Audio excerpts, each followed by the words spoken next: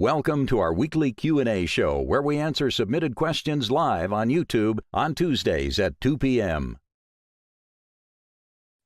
Well, welcome to our Tuesday Q&A show. This is where I answer questions that I get throughout the week. I get all kinds of submissions of random questions.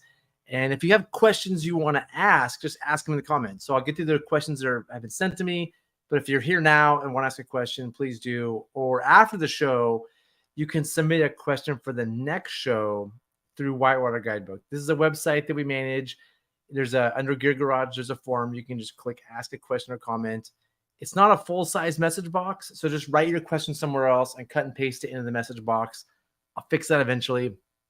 And I'll do my best to answer questions. I know some things, I have opinions, but I am by no means a know-it-all about everything. So I will do my best. The beautiful part about this show is that those of you watching can also answer the question. So if I answer the question and I'm wrong, you can just say, dude, you're wrong. Here's an answer. And whoever asked the question can decide which answer they like. I'm just going to give my opinion and the best answer I can. It could be totally terrible advice and completely wrong. So you should know that. All right, let's get started with this. The first question is, do we sell and discount our used gear? We sell our used gear, but we don't discount it. I don't sell that much stuff. I usually buy, personally, my choice is to buy really high quality stuff that's repairable. So you probably can't see behind me, but I have a bunch of tents I'm fixing behind me, some bags, some cots. Like everything I buy, I pay the money up front is going to last a long time. And so I fix most of my gear. So we rarely sell things. I have some wooden oars for sale right now, just because we're not using wooden oars anymore. We switched all to carbon fiber. We rarely sell boats, and usually when we do, we sell it to one of our guides directly. But if you want to buy stuff from us, we probably won't sell it. We definitely won't discount it. We're going to charge a premium because it's good stuff. If you want to buy used gear, there's a bunch of Facebook marketplaces. But yeah, you get what you pay for, like everything. Okay, next question. How do I move? There we go. Hyperlight throw bag. Oh, I should have grabbed it. The Hyperlight rescue bag. I can pull it up on the website, I guess.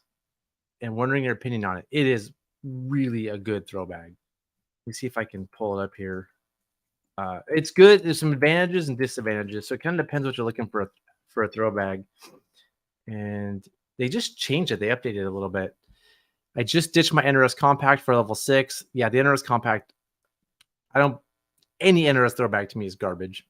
Level 6 rescue belt, I'm not sure what that is. I shortened loops and remove tag, a few tag ends to apply a zero line. We call it the clean line principle, but yeah, zero lines, I know what you mean. I like it, but still not sitting as close to my body as I'd like. The Hyperlight looks cool. A buddy of mine showed it to me after I got that level 6. Wondering what your opinion on a bag within a bag is. Not really sure what to think about it. So I'm a really big fan of these waist belt throw bags, which you're going to call a bag inside of a bag throw bag, where it can be in your waist, quick access for a throw. I like them. If they're really big and bulky, they do kind of annoy me. So I like them to be a little smaller, not like big throw bags with long rope. Right now I'm carrying the 18-meter WWTC bag. It's like 50 feet of rope, I think, 55.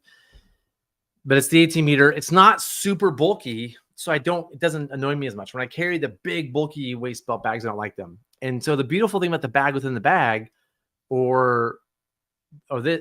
one's a little tougher to do, but it can go around your waist, but you can also put it around a thwart, which you can probably do with this one, actually. Put this one around a thwart, make it bigger. It just isn't as burly as a waist belt system.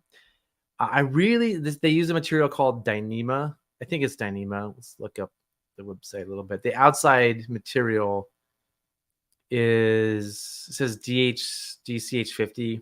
I think it's the common term is Dyneema. It's an ultra light material that's very durable. The difference between the weight of this ultra light material and an actual throw bag is pretty minor. But this rope, it's a nice feel. And when you throw the rope out of this bag, the friction of this material is less than like a cotton bag. It just zings out nicely. So when we were doing throw bag practice all spring with our classes, a lot of people started using this bag and just fell in love with it. It's just a really nice throwing bag.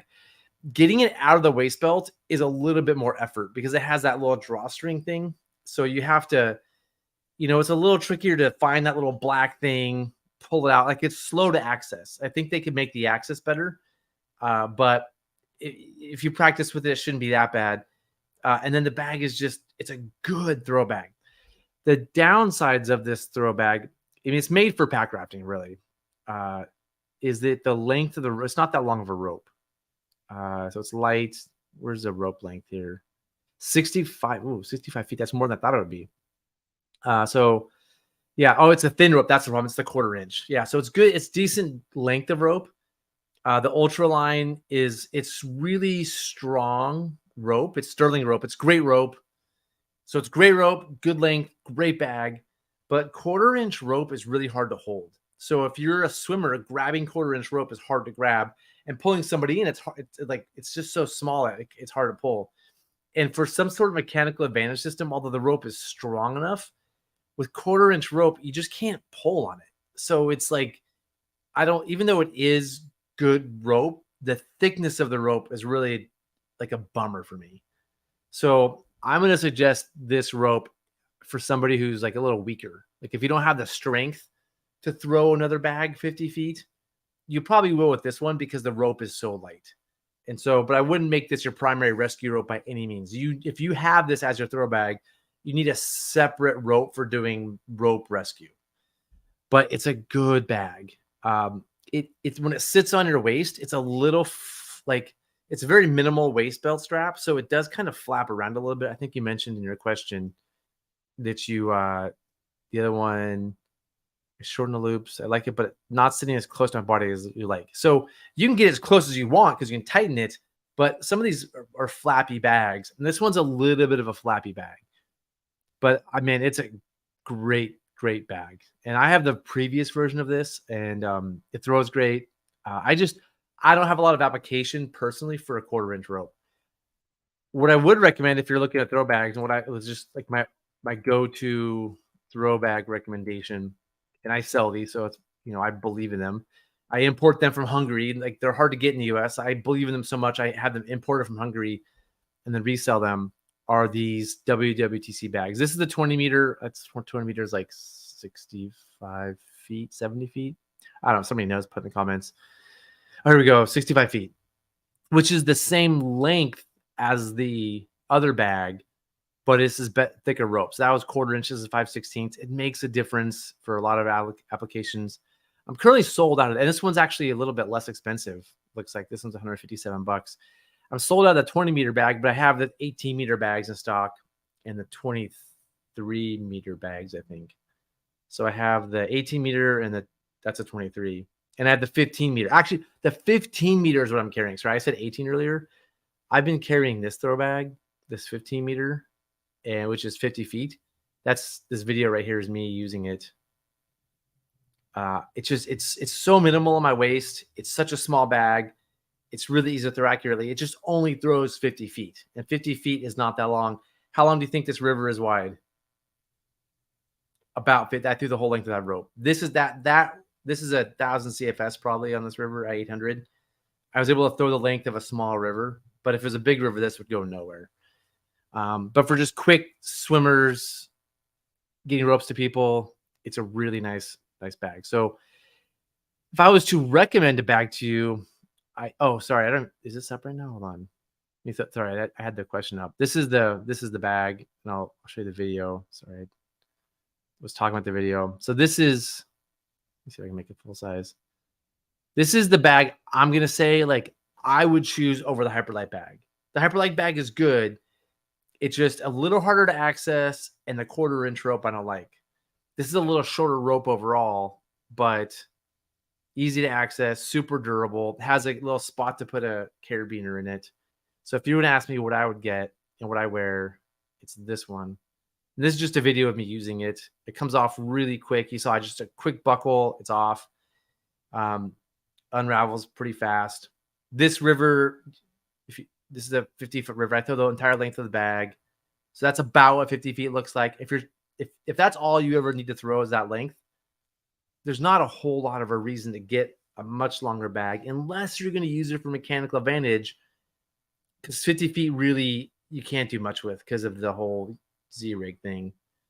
But it's a killer bag. So, and I like I said, I import these. Let's see if I can get back to them. I really like the blue. It's a cool color. 130. It's even less expensive. So, a very long answer. Let's get back to the question. A very long answer to your question. The Hyperite looks cool. A buddy of mine showed it to me. I love the bag within the bag. I'd recommend going that direction. Again, partially to put around your waist, partially you can put around a thwart.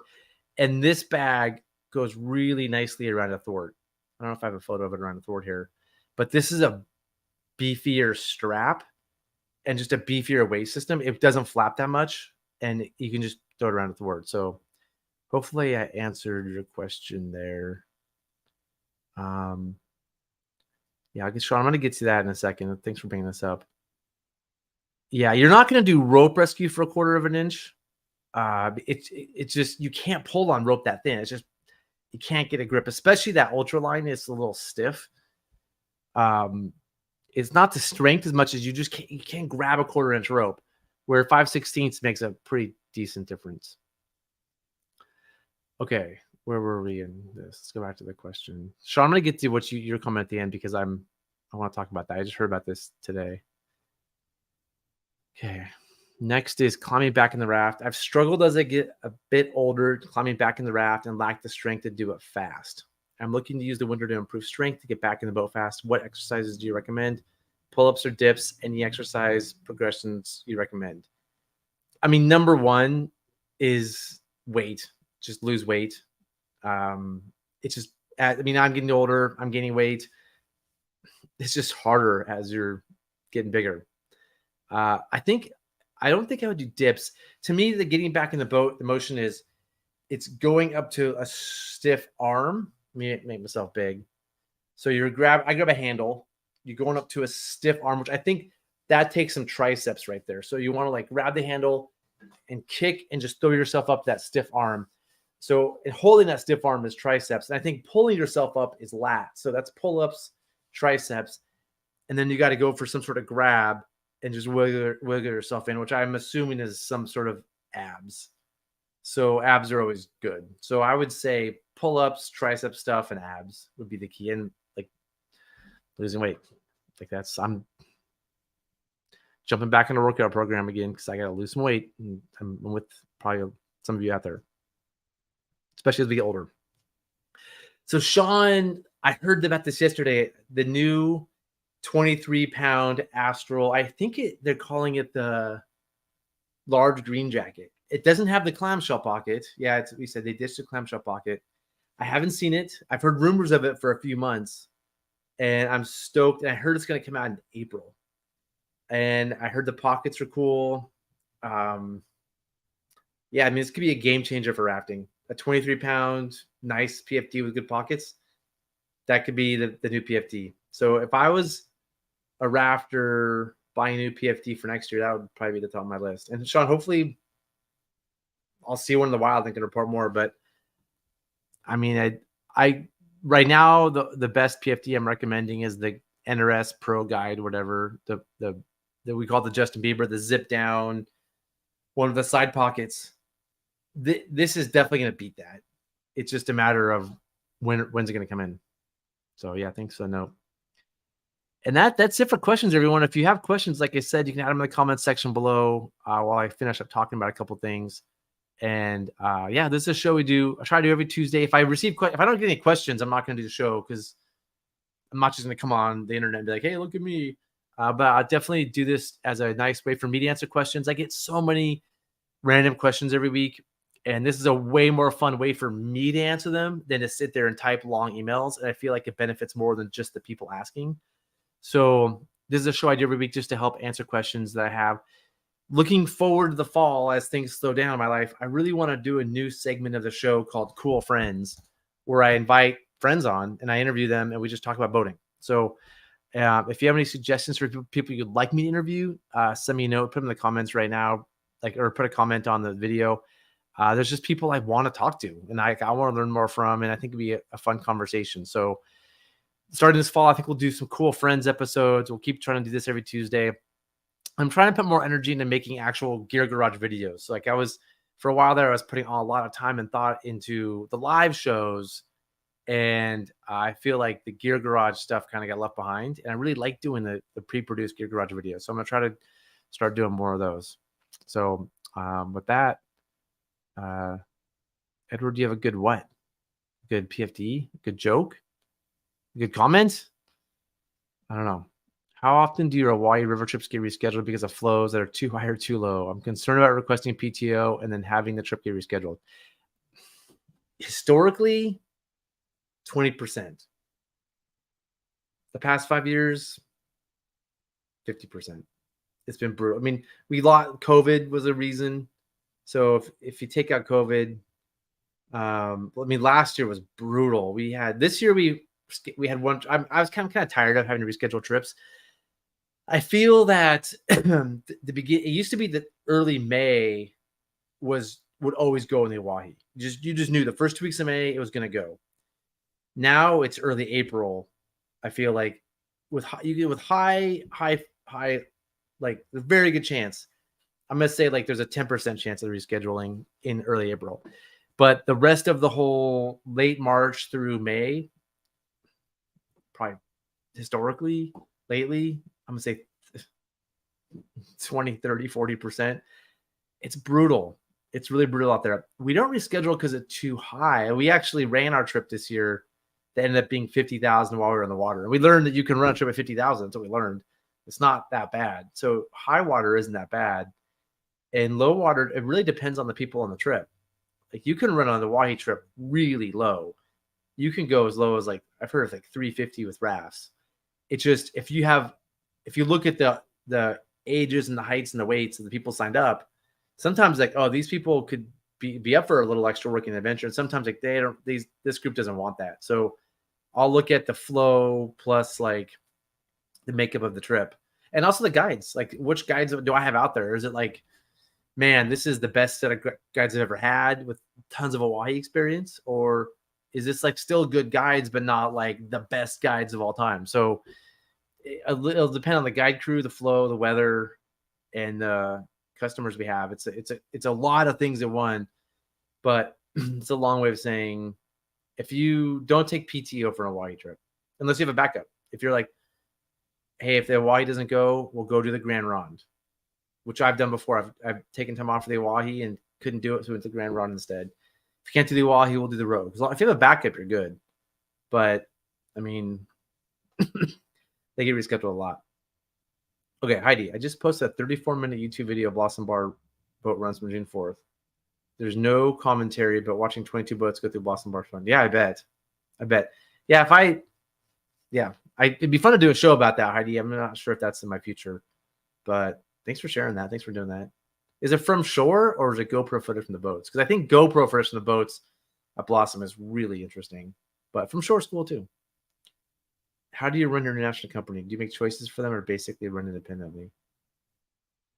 I think what you're asking is when we run international trips, are we involved in the trips or do we just send people over?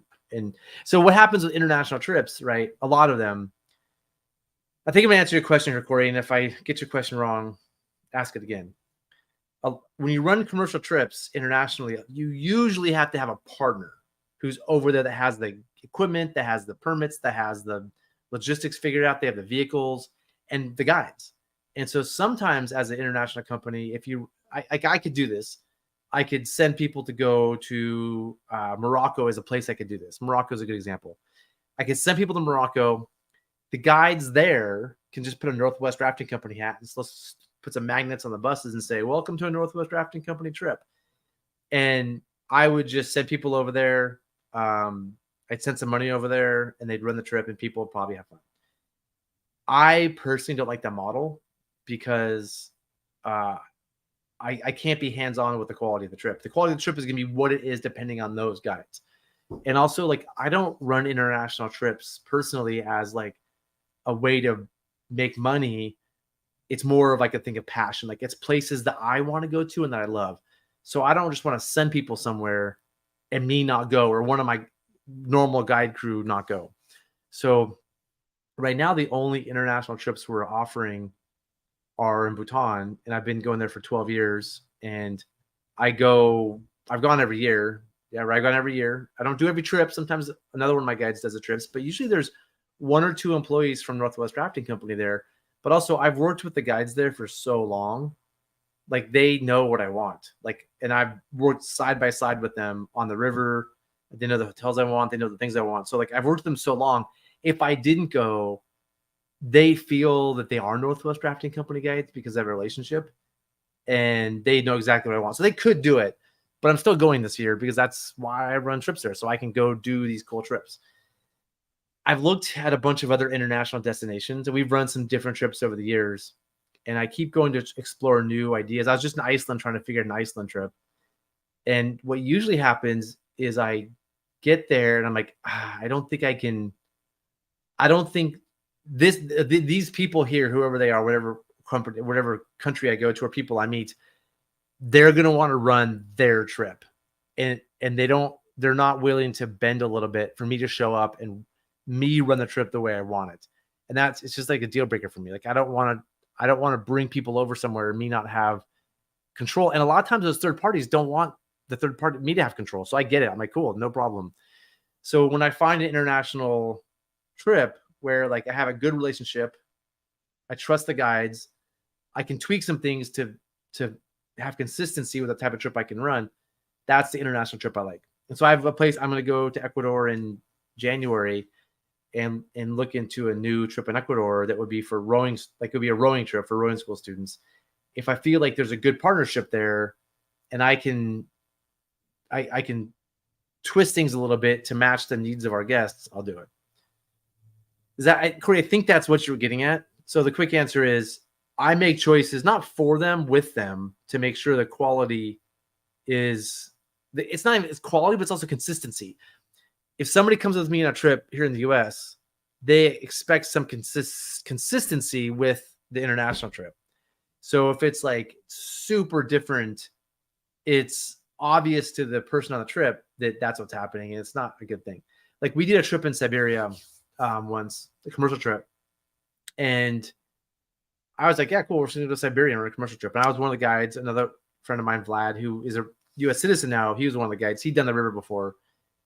And we were on, like, it was like an 11-day trip. We were on day 7. And one of the guests was like, hey, Zach, I really expected better food. And on this trip, like Siberia, like you just can't get that stuff. And we were catching the fish ourselves that we were eating sometimes. And he's like, yeah, I really expected, like, I ran this company Echo back then. It was an Echo trip. I expected an Echo lunch and an Echo dinners. And it kind of hit me like, oh man, that's a good point. Like, when we sell an international trip, we should have things that our customers are accustomed to, like traditions, food, setup, style. So like, I'm thinking in Siberia, we're on this like cool expedition and we're doing all these things. And one of the guests was like, yeah, I'm a little disappointed because I really expected to have Dutch oven brownies and this and that. And I knew when we were selling this like kind of intense expedition, I don't think our guests knew to expect that kind of intense expedition.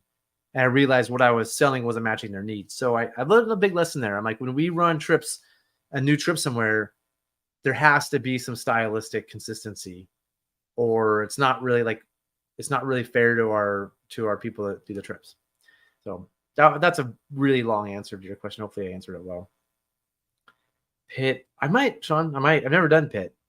When I'm semi-free in October, so we'll see. Let's see what happens. I've been traveling a lot. I just got back from Grants Pass last night.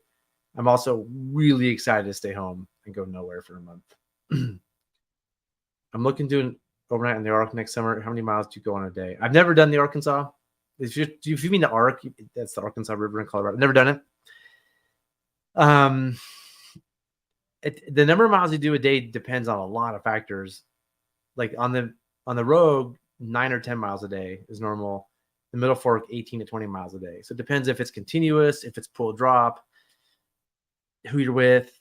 But I would say like 10 to 12 miles for a multi-day is a pretty standard thing. Oh, here's more information. 5 days, 100 miles. I mean, Sure, you can do it.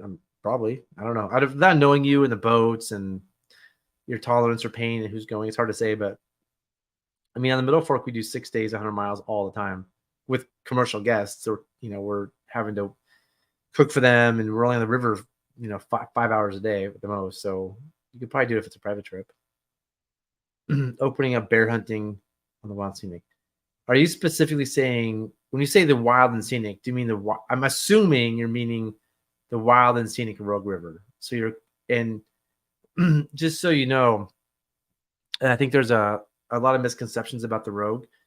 The Rogue is wild and scenic from the mouth of the Applegate all the way to Lobster Creek, I believe. Let's go up here.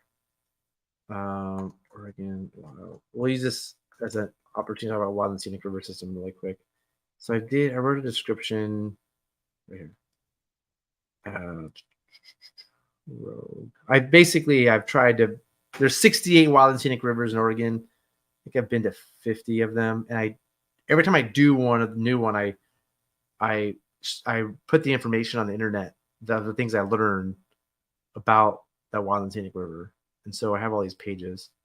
And I have one of them I haven't put up here yet. Where's the Rogue? Wild Rivers Go. Okay, so it is wild and scenic from the mouth of the Applegate River to the Lobster Creek Bridge. So, and it's wild from Grave Creek to essentially Foster Bar. So when you say wild and scenic, you're referring to an 84.5-mile section of river. That's the wild and scenic road. The wild section of the road, which I think you're referring to, is at 33.6 miles from Grave Creek to there's some creek right before Foster Creek. Yeah, Grave Creek to Foster Creek, I believe. So I think you're asking, what do I think about bear hunting on the wild and scenic? On the wild section of the road. I think you're asking that question. And I don't know. I don't know enough about it. Are there too many bears? Do people need to hunt? I don't know. I have a friend who hunts bear there, and it's an important part of who he is, and he did with his father growing up, and also I think bears are cool. I don't hunt. I don't fish. I don't like to shoot animals and hook fish. That's just not a thing I'm into. I don't like hurting animals. So it's not, I'm personally not going to go hunt bear. So it doesn't benefit me to hunt bear, but I feel like usually when they open up bear hunting or hunting, it's because they need to control the population, and maybe there's too many bears, which I don't know. Maybe there are not. So that's my opinion. I don't know. Mid-wrap. Oh, cool. That's sweet. Heidi, if you email it to me, I'll check it out. Same question. Rogue. Yep. Cool. Yeah, I think that helped answer your question.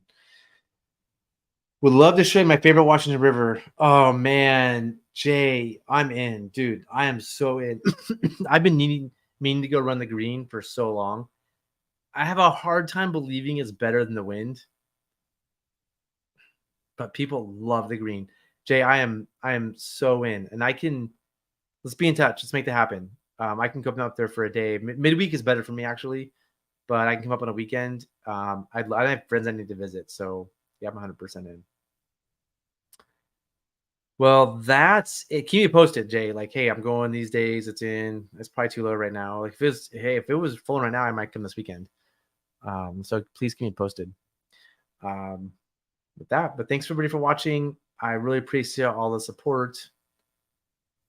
It's under Blossom. Heidi, if I have to go searching for it, I might, but I'll probably forget. Honestly, my brain is going 8,000 directions right now. I have loads of things behind me I'm in the middle of fixing. I'll try to remember, but don't hesitate to just send me a note or put it somewhere. My mind is all over the place today. But I'll write it down. I'll write a note. Zach, watch Heidi's videos, and hopefully that does it. Write a note. Zach.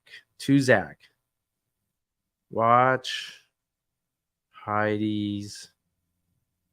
It also is 30 minutes long. I'm gonna have a hard time watching more than. Let's see how good it is.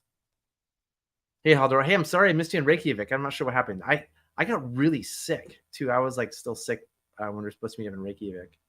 But yeah, Mark sent me some photos. You guys had a good time. All right, everyone. Thanks for the show. Thanks for being here. Thanks for the support. It's fun for me.